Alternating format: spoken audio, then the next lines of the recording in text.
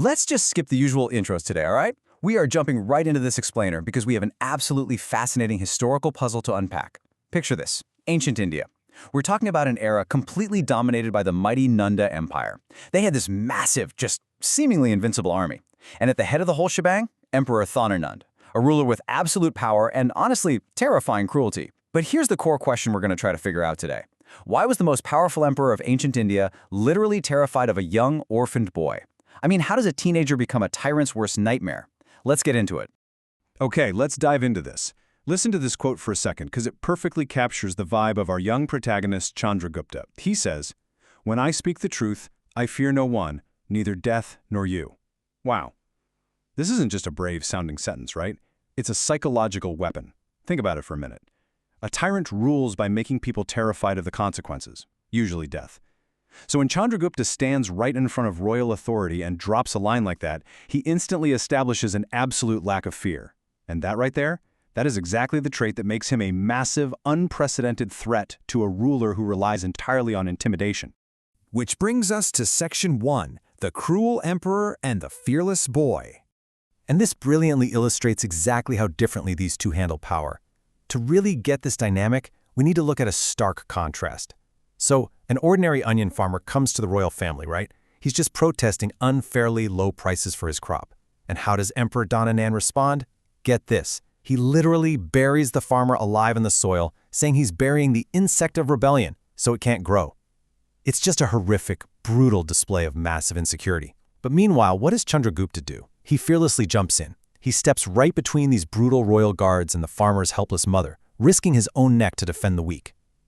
Dhanananda uses his power to crush the vulnerable, but Chandragupta, he risks everything to protect them.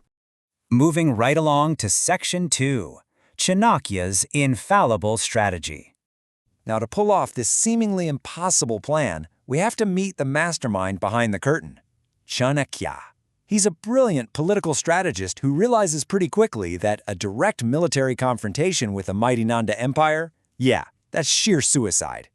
But the turning point in their strategy comes from, of all things, a super relatable domestic moment. One night, Chanakya and Chandragupta are watching a child eat a bowl of piping hot khichdi, which is a traditional porridge. The kid thrusts his fingers right into the dead center of the bowl and, obviously, burns his hand. His mother scolds him, telling him to eat from the cooler edges first, and boom. This sparks a massive realization for Chanakya. Attacking the center of the Nanda Empire directly is exactly like thrusting your hand into boiling porridge. They needed to completely flip their tactics. They had to stop attacking the hot center of Magadha and instead focus on conquering the cooler outer border states first. All right, Section 3 brings us to one of the most thrilling parts of this whole history, the rebels' infiltration. Now, what's really interesting about this slide is the sheer audacity of what Chandragupta pulls off right under the emperor's nose. While Chanakya is out there orchestrating the external military strategy, he simultaneously launches an internal, psychological war by placing Chandragupta right inside Dhanananda's own palace. I mean, the stuff he does is staggering. First off, he somehow manages to become the personal bodyguard to Princess Durdara, who just happens to be Dhanananda's beloved sister. Talk about getting uncomfortably close to the target. Second, while working inside, he maps out secret palace routes, sneaking around in the dead of night to plot a heist. And third, he actually mounts and tames the emperor's personal horse. This was a notoriously aggressive beast that literally no one else was allowed to touch. Every single one of these actions is just a massive slap in the face to Dhanananda's authority. The tension inside that palace is just skyrocketing. And it all culminates in this absolute masterclass of psychological warfare. Chanakya tasks Chandragupta with stealing a priceless diamond right out of Dhanananda's throne. But get this, it's not even for the money. The actual goal is to frame Dhanananda's powerful foreign ally, the Greek commander Seleucus Nicator. By swiping the diamond and planting seeds of doubt, Chanakya brilliantly creates this massive rift of paranoia.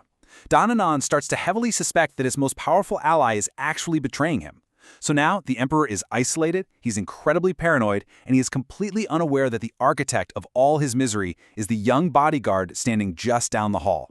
Which brings us to Section 4, Dhanananda's growing inner fear.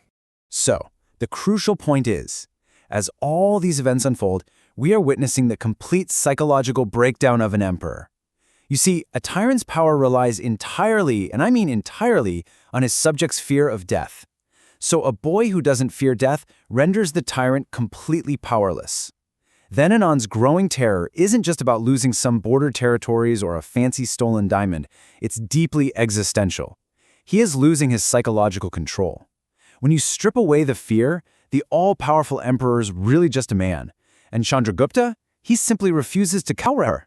That realization is exactly what keeps a tyrant awake at night. And all of this incredibly careful planning leads us to Section 5, the Great Fall of the Nanda Dynasty.